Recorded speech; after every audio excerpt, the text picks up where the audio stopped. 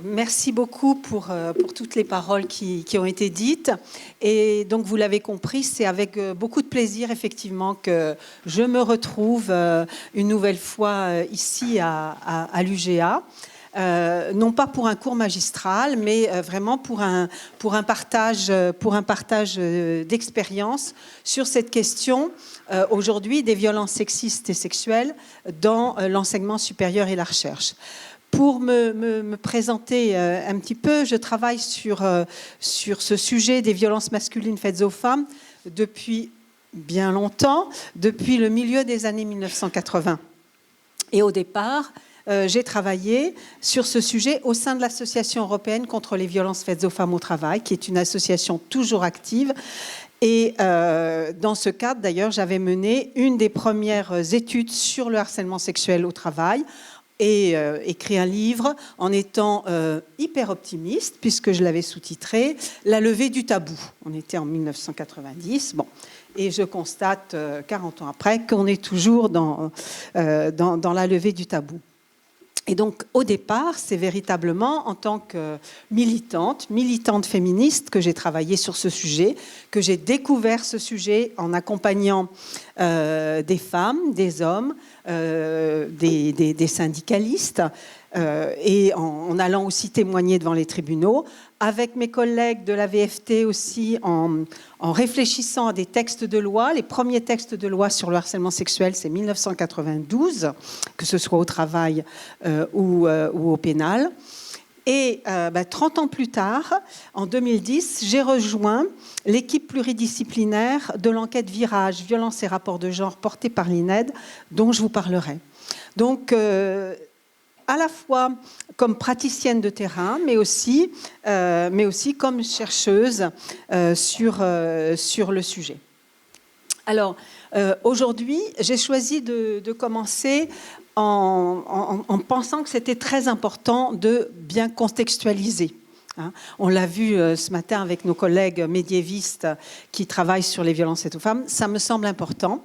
Et j'ai voulu repartir de cette date clé de 2017, puisque, en tout cas, au niveau mondial, c'est effectivement le hashtag de MeToo, même si on sait qu'il y en a eu un avant, mais pour la version mondialisée, c'est 2017.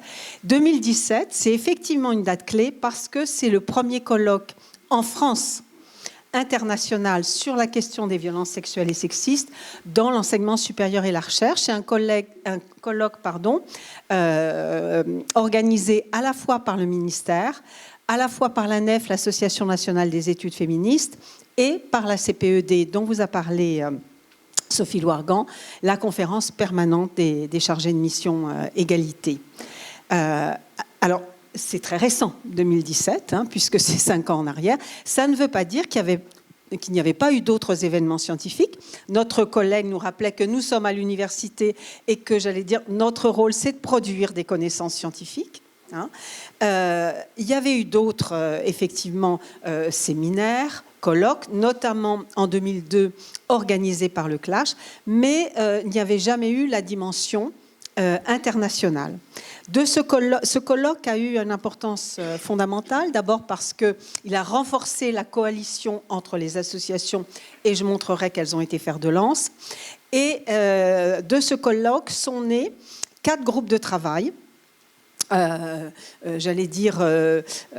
groupes de travail au sein d'ailleurs aussi du ministère. Un groupe qui a réfléchi sur comment enquêter dans les universités sur le sujet, comment former, d'où la naissance de cet organisme VSS Formation issu de la CPED, comment mettre en place un dispositif, puisqu'à l'époque ce n'était pas encore obligatoire, et qu'il fallait préciser les processus, et puis comment communiquer, c'est-à-dire comment faire de la prévention.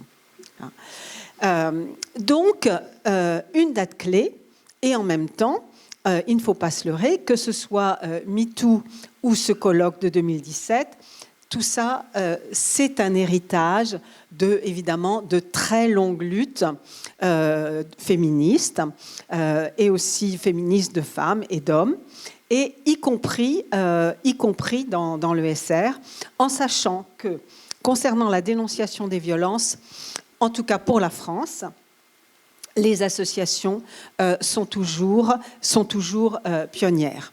Alors, permettez-moi, dans cette introduction, de rappeler quelques dates. Je vais aller vite, mais le PowerPoint sera à votre disposition.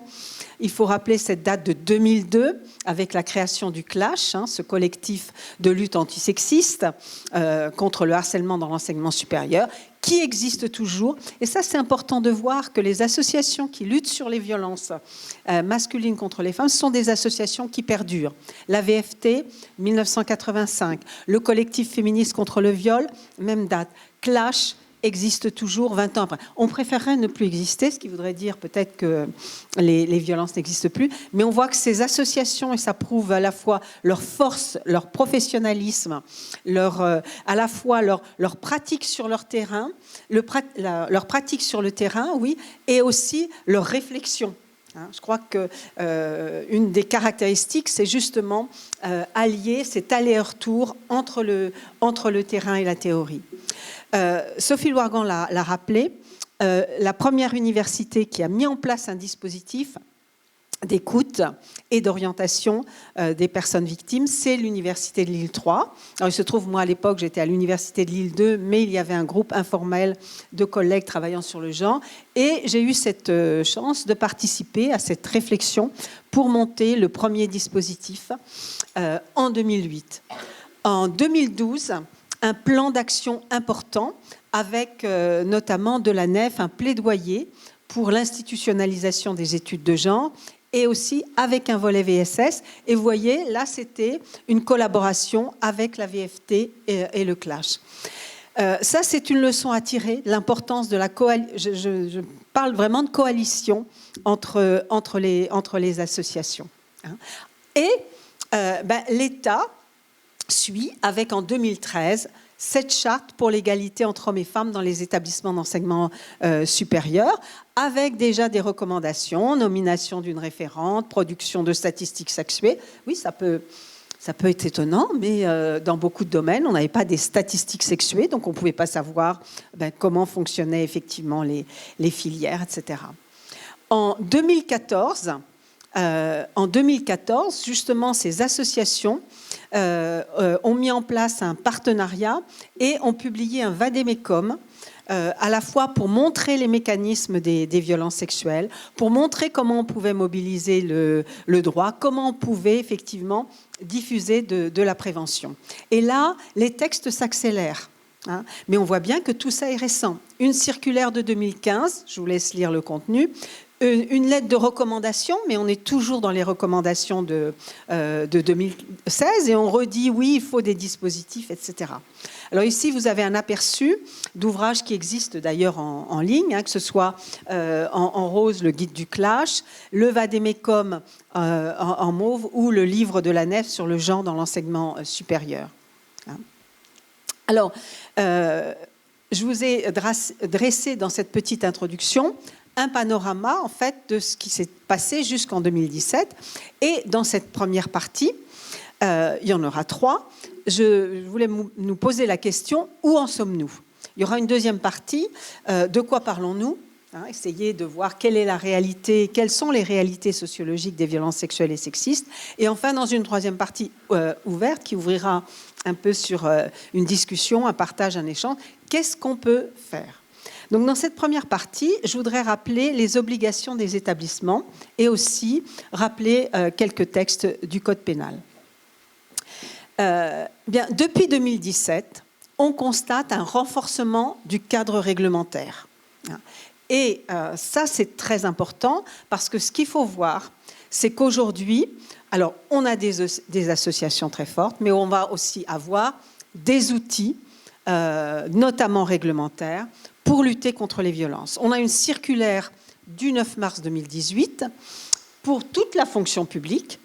Et aujourd'hui, ce que je suis en train de dire sur les VSS dans l'enseignement supérieur et la recherche, en fait, ça s'applique dans tous les ministères, dans toute la fonction publique. Et bien sûr, ça s'applique aussi pour les entreprises du privé, pour lesquelles il y a eu des textes un petit peu plus tôt. Bon, on le sait bien, l'État n'est pas toujours finalement modèle, mais voilà. 2019, une loi importante, la loi de transformation de la fonction publique. Et là, c'est plus une recommandation, mais c'est une obligation de mettre en place un dispositif de traitement à la fois des violences sexuelles, mais aussi des actes de discrimination et des agissements sexistes qui sont rentrés aussi dans la loi. Et avec une réforme du disciplinaire, si on a l'occasion d'échanger, on verra que pour moi aujourd'hui, c'est le point critique, c'est effectivement la question des procédures disciplinaires. Je reviendrai sur ce sujet. En 2020, on a le décret qui permet l'application de ces textes et avec le déploiement de son dispositif. Alors pour autant, il faut savoir en 2022 que tous les établissements d'enseignement supérieur n'ont pas forcément la chance qu'il y a ici à l'UGA d'avoir des dispositifs. On a encore des établissements où les dispositifs sont très embryonnaires. L'État, non seulement a produit ces textes réglementaires qui pour nous sont importants parce que ce sont des leviers, mais a aussi déployé un plan d'action et notamment a soutenu beaucoup les formations. Parce que c'est bien d'avoir des textes, mais si on ne sait pas les appliquer, comment les appliquer, les textes restent lettres mortes. Et il faut savoir que c'est quand même, à mon sens, une spécificité française de faire des textes de loi, mais pas forcément de les mettre en application. Et évidemment, si on ne les met pas en application, bien, ils laissent lettres mortes. En 2022, on reviendra là-dessus, un texte très important qui revoit la question de la délivrance du diplôme national de doctorat. Et dans ce texte, je vous ai mis ici notamment 2 articles, on précise bien cette question des violences sexuelles et sexistes, puisque notamment, il va y avoir un entretien de suivi des doctorants et des doctorantes, et donc on pourra effectivement vérifier s'il y a des problèmes, s'il y a des conflits, mais aussi s'il y a des violences. Donc, encore un outil, encore un levier dont il faut s'emparer. Pour synthétiser, les établissements ont des obligations qui se situent sur 3 axes. D'abord, prévenir, faire de la prévention. Sinon, leur responsabilité, d'ailleurs, peut être engagée. Alors, au nom de quoi ? Ça, je voudrais vraiment beaucoup insister parce que ce n'est pas forcément clair pour tout le monde. Au nom de quoi les établissements doivent agir contre les violences sexuelles et sexistes. Donc, notre collègue nous le rappelait, c'est au nom de notre rôle scientifique, mais aussi en tant qu'employeur, en tant qu'accueillant du public, des usagers et des usagères. Et l'établissement a une obligation très clairement énoncée d'assurer la santé et la sécurité des personnels et des usagers et usagères. C'est au nom de ça que l'établissement doit agir. J'allais dire que, selon moi, il y a aussi une autre obligation, c'est que tout établissement affiche des valeurs, notamment dans nos lieux de formation. On affiche des valeurs et, à mon avis, tout ce qui est violence sexuelle et sexiste contreviennent fortement aux valeurs qu'on défend. Tous les établissements défendent la réussite de leurs étudiants et étudiantes. Je pense que dans les discours de pré-rentrée, à la fois nos doyens, nos doyennes, mais aussi les enseignants, nous rappelons ça, que ce qui nous tient à cœur, c'est la réussite des étudiants et étudiantes. Et si, en tant qu'enseignant, enseignante, je commets des violences sexuelles et sexistes, eh bien, je ne peux pas assurer cette réussite puisqu'il y a rupture d'égalité entre mes étudiants et mes étudiantes. Donc, pour moi, c'est très important de se rendre compte que ces normes-là qui nous obligent à agir. Alors, la prévention, et dans la prévention, c'est l'idée d'avoir un dispositif, donc qui vous sera présenté tout à l'heure, de signalement, un dispositif d'écoute, d'orientation. Et s'il y a signalement, il y a une obligation de protéger les personnes victimes. Il s'agit bien de traiter non seulement des situations qui se passent concrètement dans l'établissement, mais ça peut être aussi en dehors de l'établissement. Et notamment une situation, un risque très importante, c'est la question des stages.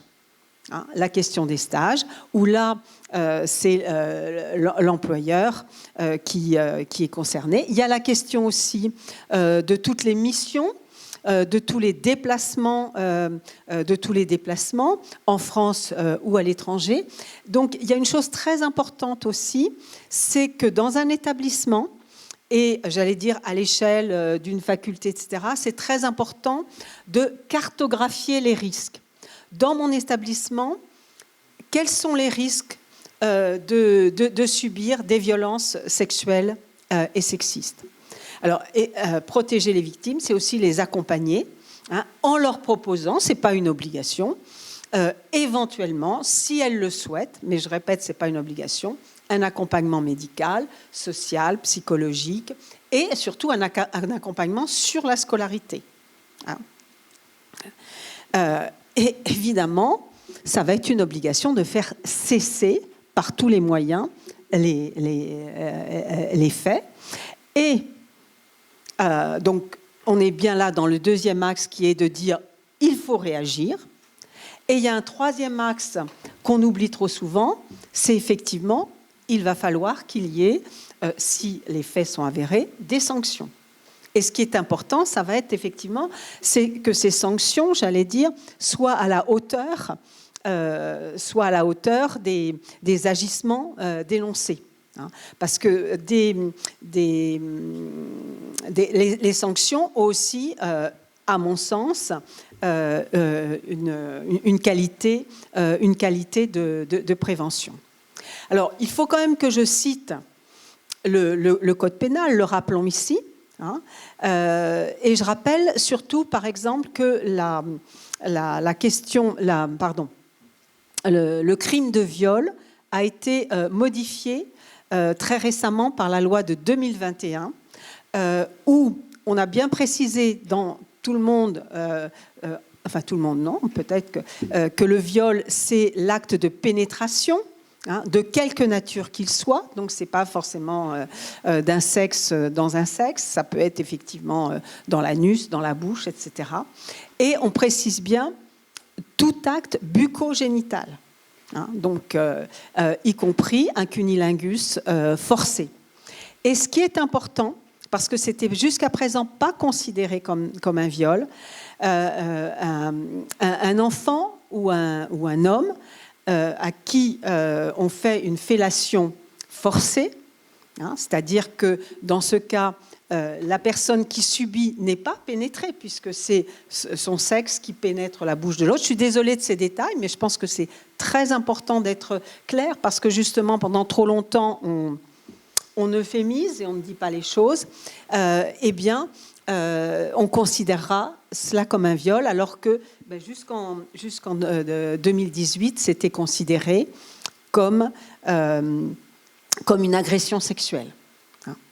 Donc ça, c'est très important d'avoir en tête que ce crime de viol a été modifié et qu'aujourd'hui, il n'y a pas de consentement, on ne présume pas du consentement entre des mineurs de 15 ans, de moins de 15 ans, et des adultes.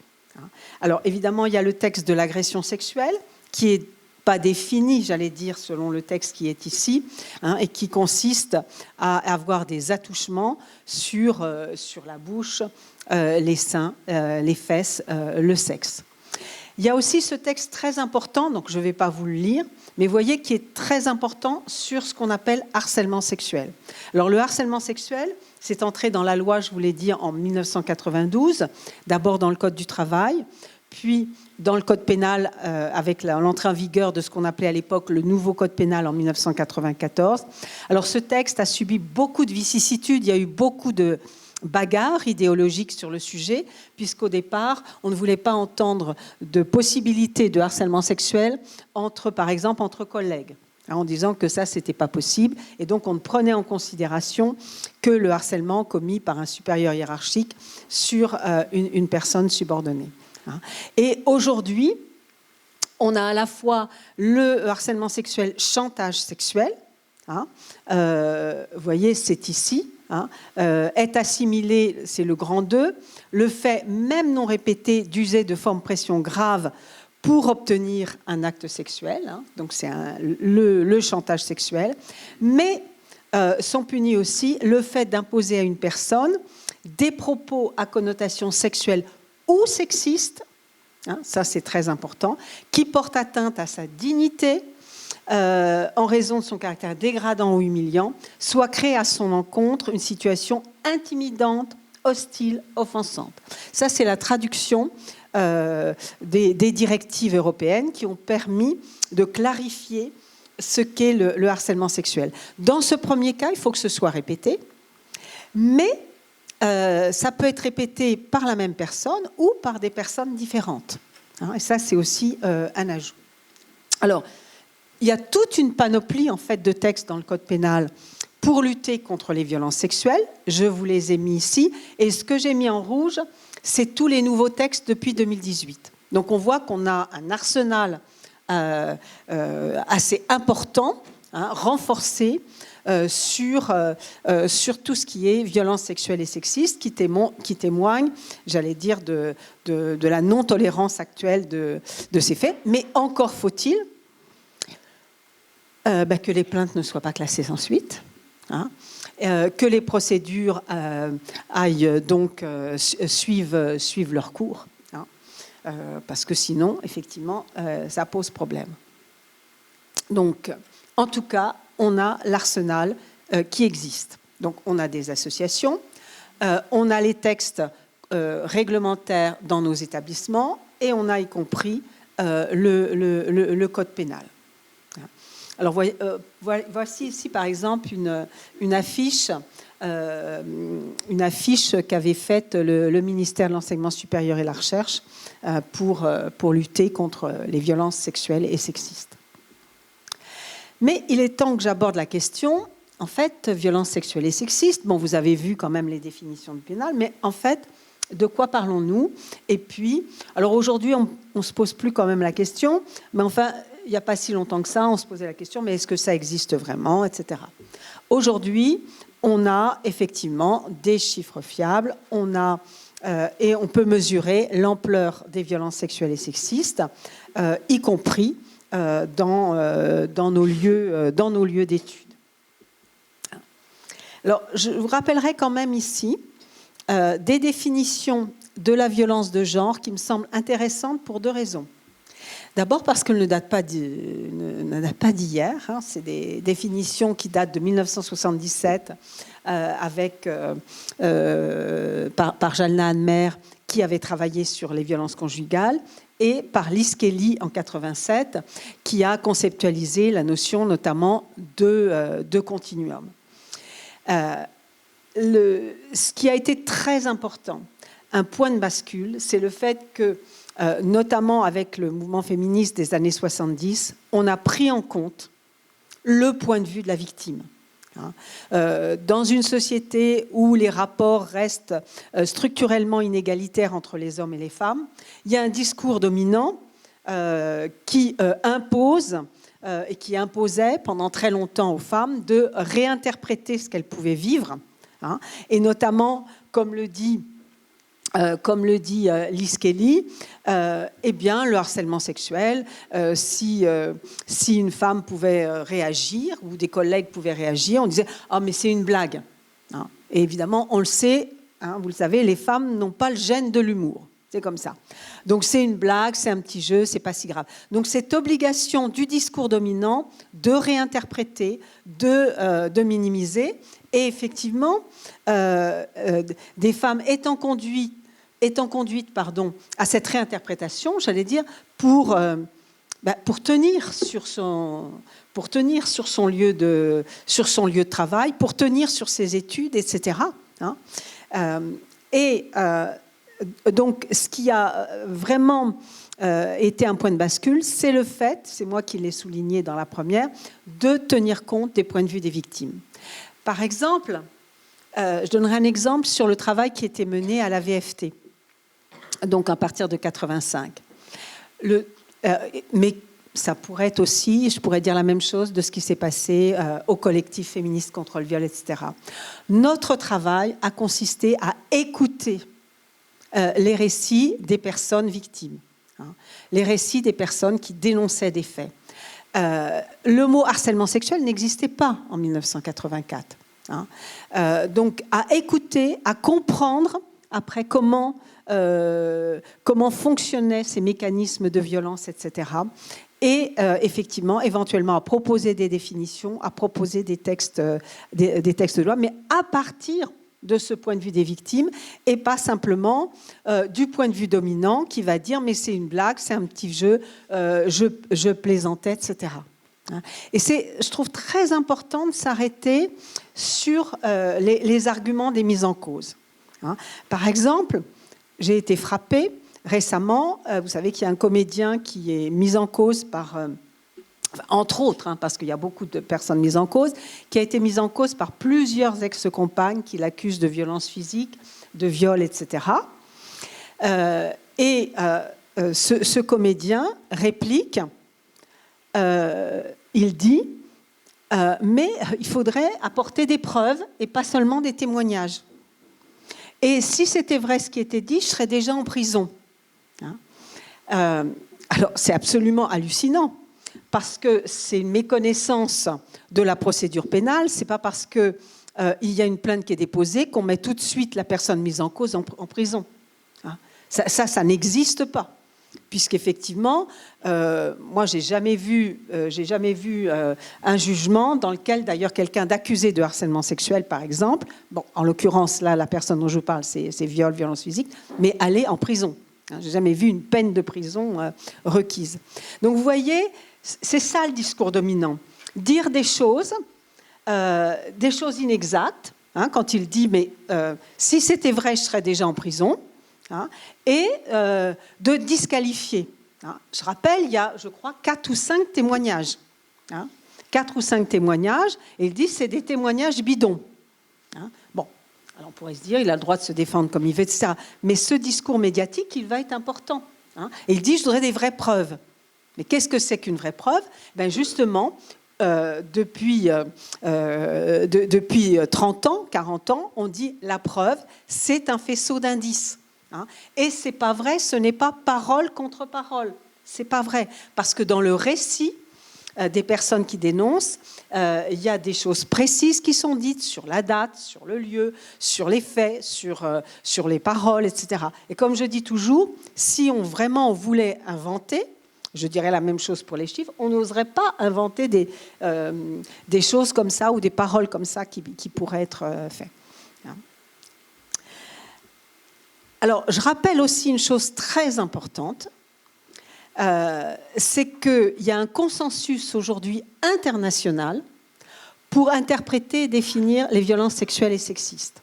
Donc, ce n'est pas simplement une définition féministe, mais qu'aujourd'hui, dans tous les textes internationaux, là j'ai cité une des dernières conventions, la convention dite d'Istanbul de 2011, mais on pourrait sortir tous les autres textes. On considère que cette violence faite aux femmes est liée au rapport de force inégalitaire entre les femmes et les hommes, qui ont pu être abolis par le droit aujourd'hui, puisqu'en France, effectivement, il y a une égalité formelle. Mais qui perdurent et qui ont conduit à l'oppression masculine, qui ont conduit à cette domination et discrimination. Alors ça, c'est pour l'interprétation. Et la définition, on voit bien que cette définition, c'est tous actes de violence. Et comme le soulignait bien Kelly, on part bien de la menace jusque il n'y a pas forcément crescendo, mais c'est ça l'idée du continuum. L'idée du continuum, c'est que les faits doivent être tenus ensemble. Les formes doivent être tenues ensemble. C'est un ensemble vaste qui va de la menace. toutes les femmes ne sont pas victimes de viol, on est bien d'accord, ni de violence physique, mais j'affirme que sur toutes les femmes pèse la menace de cette violence. Et c'est ça qui est efficace. Comment elle pèse cette menace? On voit bien qu'elle va peser, par exemple, alors ça va dépendre des unes et des autres, mais pour certaines, ça va être le fait que la menace pèse et je ne vais pas oser sortir le soir. Ou si je sors le soir, je ne vais pas oser, par exemple, mettre certains habits. Ou, par exemple, je ne vais jamais aller faire de la randonnée toute seule. Ou voyager à l'étranger, etc. Alors, la menace, elle pèse et chacune essaye de composer et de voir comment lutter contre cette menace. Alors j'aime bien cette image qui a été élaborée par Amnesty International, où on voit, et ça, il faut aussi qu'on fasse attention à ça, c'est-à-dire que souvent, on va dénoncer les formes les plus visibles. Par exemple, on compte les féminicides.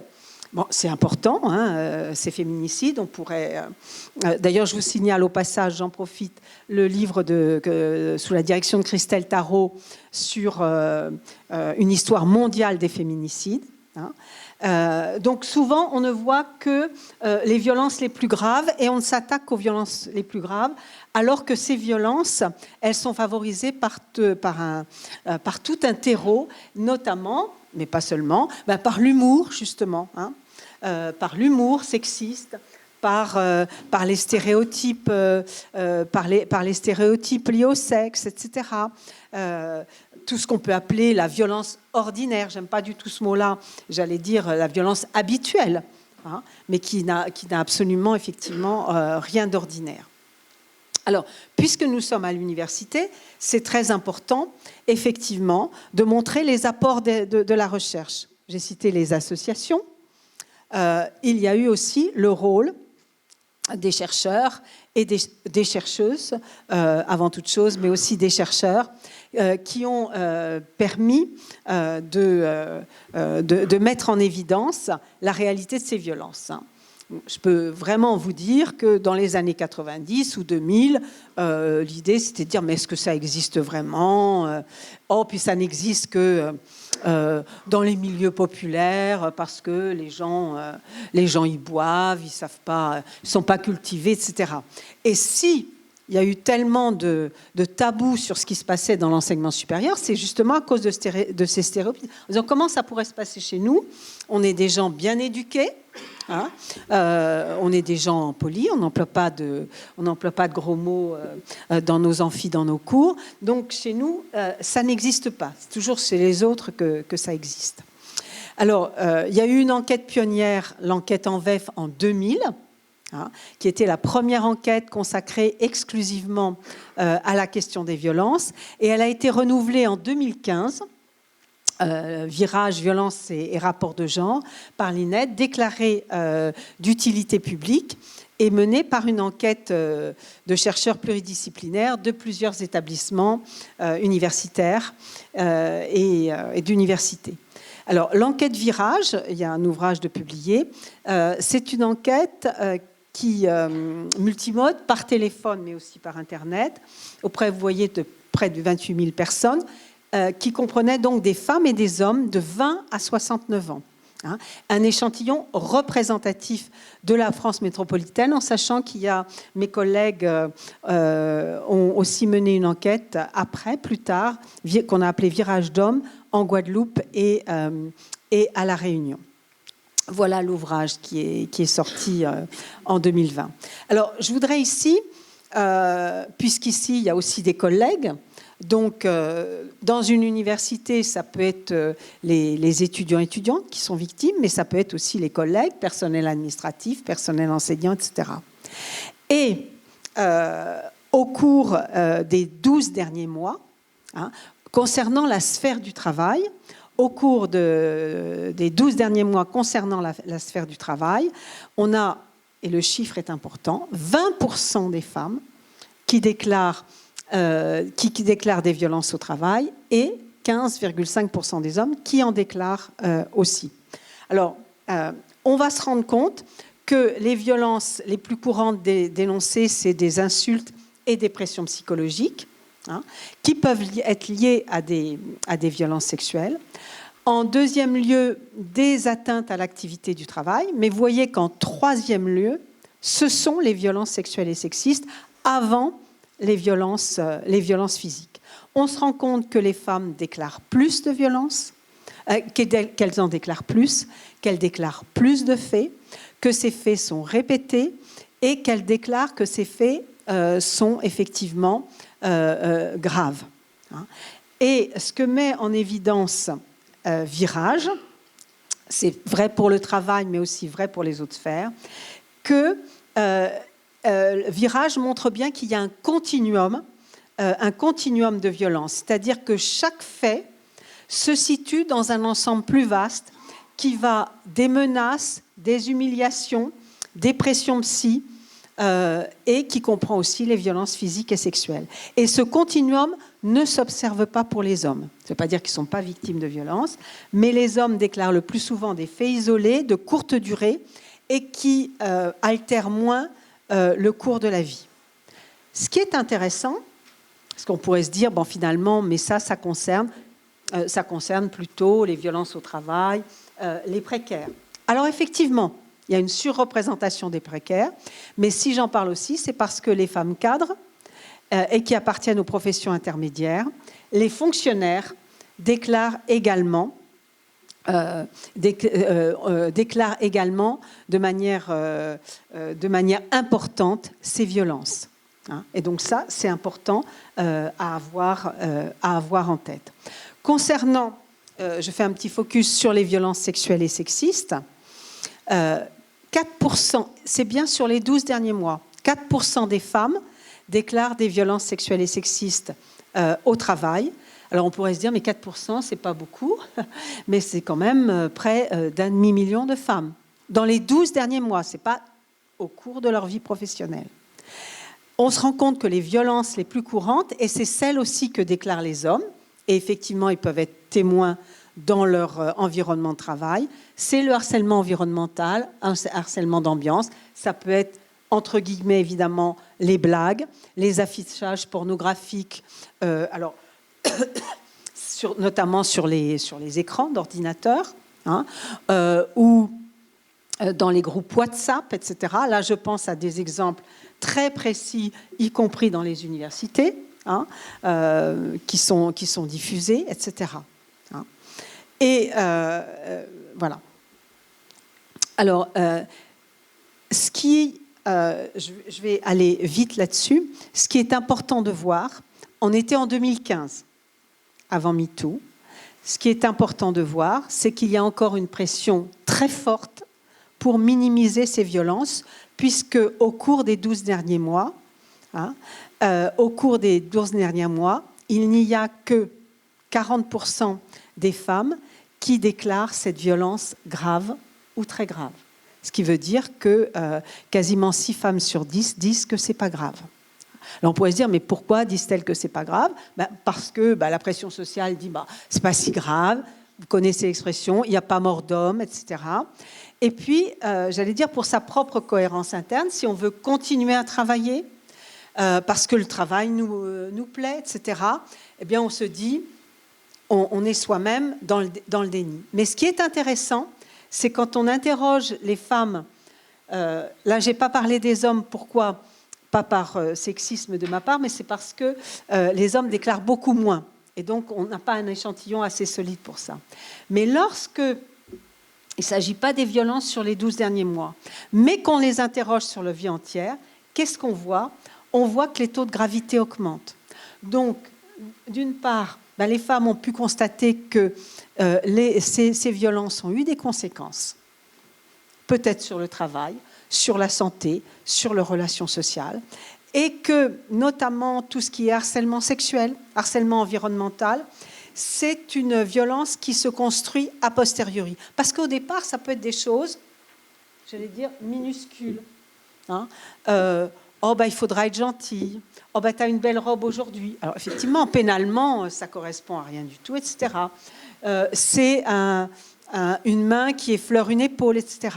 Mais c'est petit à petit des faits qui vont être répétés et qui vont pouvoir être interprétés comme effectivement une pression sur la personne. Il n'empêche, même au cours de la vie, on n'a pas 100% des femmes qui vont déclarer que le fait est très grave ou assez grave. Donc ça me semble un point important de se dire qu'on a, tout à l'heure au séminaire, on parlait d'engagement citoyen nécessaire. On a un engagement les uns et les autres, les unes et les autres, très important. C'est effectivement à dire aux personnes qui subissent des faits ou des faits qu'on constate en tant que témoin, de dire effectivement, c'est pas normal, hein, et c'est injuste et c'est illégal. Alors je vais quand même donner des chiffres aussi sur ce que vivent les étudiants. Et là, on a une enquête plus récente. C'est l'enquête OVE de l'Observatoire de la vie étudiante, une enquête conditions de vie des étudiants de 2020 qui, pour la première fois, a ajouté un module sur la question des violences sexuelles et sexistes. Alors, une enquête avec des chiffres importants, puisque sur ce sujet, on a exploité plus de 60 000 questionnaires. Et ça concerne tout type d'étudiants, les universités, les grands établissements, les écoles de commerce ou autres, les IEP, etc. Donc, c'est des chiffres importants. Ce qui est intéressant, c'est qu'on retrouve, comme dans le travail, à peu près les mêmes déclarations, le même taux de déclaration. On a 4% des étudiantes et 2% des étudiants qui s'estiment au cours des 12 derniers mois victimes de propos, d'attitudes ou de propositions à caractère sexuel. 2% des étudiantes et 1% des étudiants qui déclarent des attouchements ou des rapports sexuels forcés. Donc on retrouve, finalement, ça se rapproche tout à fait des déclarations dans le travail. Ce qui est important, c'est qu'on voit que les déclarations augmentent en fonction du cursus universitaire. C'est-à-dire qu'il y a beaucoup plus de déclarations en master, en doctorat. Plusieurs explications, sans doute. La première, peut-être que ces violences sont plus importantes dans les cycles les plus élevés parce qu'il y a une interconnaissance plus forte, des relations plus rapprochées, que ce soit entre étudiants et étudiantes, que ce soit entre étudiants, enseignants, etc. Une prise de conscience aussi, on ne peut pas l'exclure. Qui sont les personnes mises en cause ? En grande majorité d'autres étudiants, mais le personnel enseignant et administratif aussi, avec des effets, j'allais dire classiques. Mais ce qui est important, c'est qu'il n'y a pas, et ça c'est très important pour nous à avoir ça en tête quand on a à accompagner, quand on reçoit des confidences, etc. Toutes les personnes n'ont pas ne reçoivent pas, n'ont pas les mêmes effets concernant les violences. On n'a pas 100% des personnes qui vont se sentir mal. C'est très important parce que ça dépend justement comment on va être épaulé au moment de la confidence, quelles ressources on a, quel vécu on a eu, etc. Et ça, c'est très important parce que souvent, on a aussi des préjugés en se disant si une personne a été victime de telle chose, elle doit réagir comme ça. Non. Il y a des gens qui sont très en colère, il y a des gens qui peuvent se mettre à pleurer, etc. Il y a tout un spectre de réactions et vous ne pouvez pas déduire d'une réaction parce que la personne, elle n'a pas l'air mal, que ce qu'elle dit n'est pas vrai. Donc, comme je le disais, bien interpréter les facteurs de risque. Dans cette université, quels sont les facteurs de risque ? Un campus éclaté, par exemple, les études à l'étranger, l'isolement, les étudiants qui viennent de l'étranger, parce que justement, ou d'une autre région de France, parce qu'ils sont isolés, ils n'ont pas la famille pour les soutenir, les amis, etc. Les activités sociales sont un point noir aussi. J'ai rappelé ici des stratégies des agresseurs. Une des stratégies, c'est de déstabiliser en étant très imprévisible. Hein. Par exemple, je vais donner une situation réelle, hein, pas besoin d'inventer, c'est un prof qui va trouver son élève, son étudiante absolument géniale, mais le lendemain qui va la trouver absolument nulle, etc. Parler de la vie privée, hein, de la vie privée ou de choses intimes, etc., d'interroger sur la sexualité ou simplement sur la vie en couple, etc. Et cette déstabilisation, effectivement, peut favoriser des violences. Et du coup, ça isole du groupe de travail. Et une des stratégies aussi, ça je l'ai pu entendre lors d'enquêtes, hein, c'est de renverser la culpabilité en disant mais c'est pas moi en tant qu'enseignant, mais c'est mes étudiantes qui cherchaient à me séduire, j'ai eu ça dans une enquête, les étudiantes qui me regardaient en dessous de la ceinture. Bon. Alors, j'aborde une troisième partie. Je serai très brève sur cette troisième partie, parce qu'en fait, c'est une réflexion. C'est pas à moi de dire ce qu'il y a à faire. Je pense qu'il faut construire des réponses. Je vais simplement donner quelques propositions. Le premier, ce qui me semble... Parce qu'il me semble que, étant donné, vous l'avez vu, la prévalence des violences sexuelles et sexistes, y compris dans nos milieux d'études, etc., ce qui va être très important, c'est qu'il va falloir effectivement que chacun, chacune, en tant que citoyen et citoyenne, puisse réagir. Et pour qu'on puisse réagir, il faut qu'on s'informe, il faut qu'on se forme, qu'on diffuse l'information. Alors ici, j'ai mis quelques... Mais il y en a beaucoup d'autres, et sans doute que vous en connaissez d'autres. Concernant les étudiantes, je signale le chat comme on s'aime, hein, qui est important. Et regardez aussi une vidéo très courte, très pertinente, T-Consent, mais il y en a d'autres. Deuxième piste que je vous propose, alors bon, ça a l'air simple comme ça comme piste, mais bon, je crois qu'on a ce devoir, hein, de se former. Deuxième piste, ne fermons pas les yeux, ne bouchons pas nos oreilles, parce qu'en fait, c'est ça le problème. Hein. Tout d'un coup, quand il y a eu MeToo, on a entendu des choses bizarres du style, enfin, la parole est libérée. Les femmes ont, je crois, toujours parlé des violences, ont toujours dénoncé ces violences, y compris les violences psychologiques, etc. Bon, je ne vais pas donner des exemples. Donc, ce qui est important, c'est à nous de changer pour être un témoin actif. Et on a tous et toutes, au cours de notre vie, eu des confidences d'une amie, d'un ami. Et l'important, ça va être d'apprendre à réagir. Alors évidemment, une confidence de violence, moi y compris, c'est des choses qui nous tétanisent, qui nous font peur. Là, je crois que ce qui est important, c'est aussi de s'exercer. Exercer, écouter avec bienveillance et croire la personne. Alors, ça a l'air, quand je dis ça, ça semble une banalité, mais en fait, je me suis rendu compte d'une chose, c'est... je me suis rendu compte très profondément que quand des personnes dénonçaient des violences sexuelles ou sexistes, ou même des violences d'une manière générale, on est dans une société où on met toujours en doute la personne, la parole de la personne. Alors, je ne sais pas pourquoi, mais j'ai pu le constater, c'est une mise en doute. Alors, est-ce que c'est parce que ça nous fait peur d'entendre ça? Je peux le comprendre. Hein. Et moi-même, à la VFT, tout au départ, en écoutant des récits, c'est des choses qui pouvaient me faire peur. Et donc, quand on a peur, eh bien, comment dire, on se referme, hein, on veut pas entendre. Et pourquoi on a peur? Parce que, quelque part, on voudrait penser aussi que ça ne puisse pas nous arriver.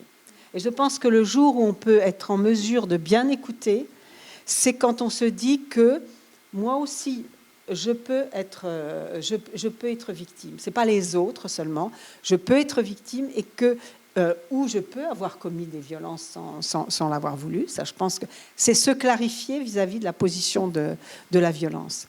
Alors, cette phrase de dire « il faut croire la personne », ça a l'air simple, mais en fait, ce n'est pas du tout la disposition habituelle qu'on a quand on nous fait des confidences.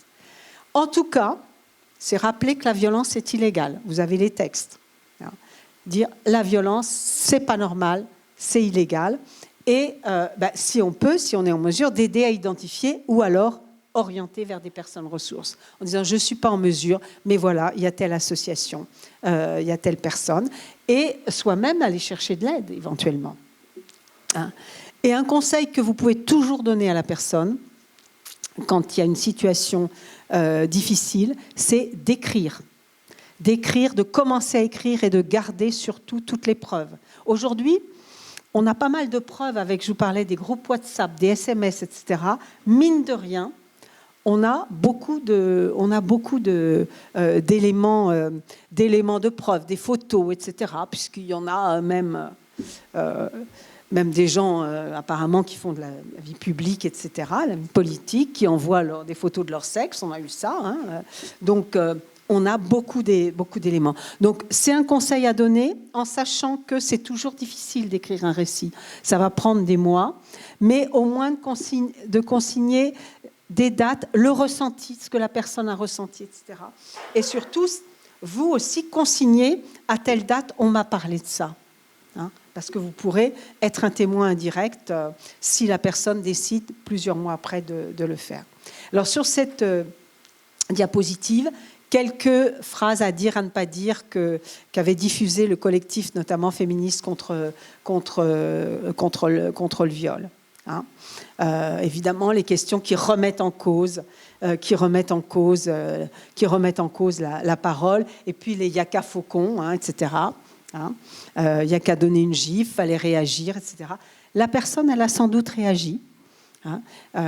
Et souvent, c'est ça qu'elle vous dit, j'ai pas réagi. Et en fait, quand la personne parle, on se rend compte qu'elle a réagi, au moins dans l'évitement, ce qui est une façon quand même de réagir et que l'autre a dû percevoir. Alors, je vous conseillerais cette petite vidéo sur les 5D. Parce que là aussi, par exemple, dans le tram, dans le train, etc., vous pouvez voir des choses qui ne sont pas tout à fait normales. Et il y a au moins une chose dans l'espace public, c'est, moi je conseille la première, c'est au moins, quand il y a quelque chose que vous sentez qui n'est pas normal, qu'une personne semble mal à l'aise, etc., c'est de s'approcher et, mine de rien, créer diversion, poser n'importe quelle question, est-ce que c'est bien la direction du tram, etc., et pour séparer le face-à-face. N'oublions pas une chose, même si on appelle ça des violences interpersonnelles, ce n'est pas une situation qui concerne une victime et un agresseur. Ça concerne toute la société, et nous concernant ici dans les universités, ça concerne l'institution. Donc ce n'est pas simplement le problème de deux personnes, etc.